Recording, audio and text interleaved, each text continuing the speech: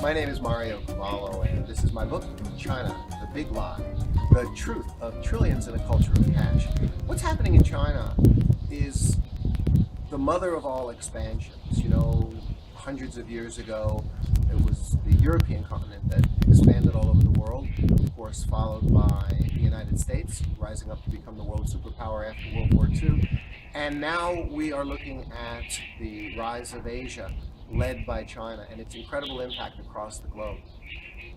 But in that narrative, in that dialogue, there's something that most people don't realize.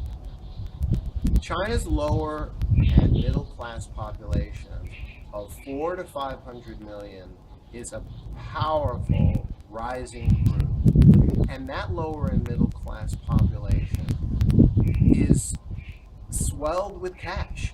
In fact, they are living in and operating in an off-the-books cash economy, not counted in GDP, of at least 6 trillion, if not as much as 10 trillion US dollars. Now, by comparison, the United States off-the-books cash economy is about $2 trillion.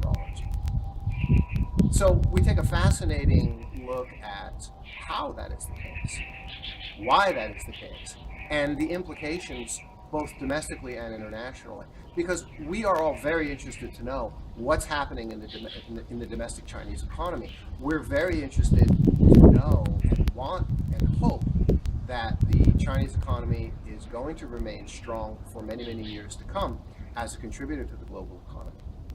Internationally, we're also very interested to understand what is China's impact across the world as the outreach continues of foreign direct investment and individual citizens traveling. For example, if you haven't heard, Chinese tourists are the highest spending tourists in the world. And frankly, most of those tourists are middle-class people, not the wealthy. So if their households are supposedly only earning $6,000 per year, how can they be the highest spending tourists in the world?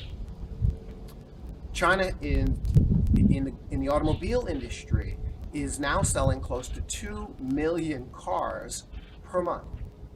And the majority of those cars, 23 million out of 24 million, are lower and middle class priced cars like Buicks and Fords and Hyundais, not luxury, wealthy luxury brands.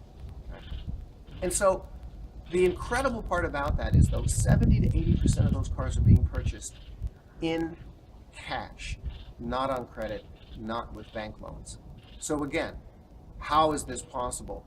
An enormous amount of wealth in the hands of the lower and middle class. And one of the answers that I've spent the last many, many years exploring is that Chinese people make a lot of money in what they call Waikwai, off the books cash, what we call in the West, making some extra money on the side, and that money is not included in the official GDP figures. Well, it's a fascinating story, and the other aspect that I want to share with you about this is that myself, I'm here in China as an entrepreneur.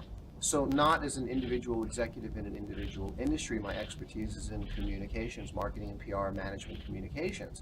And so I work with companies and organizations across sectors and across industries. So I have been exposed to a broad vision of what Chinese society is like. And so that makes me particularly qualified, I think, to be able to say, here's the macro view, here's the picture, here's what it's all about, and here's what it means to us. Well, it's a fascinating exploration, it's a fascinating dialogue, and I look forward to the opportunity to sharing it with you and your club.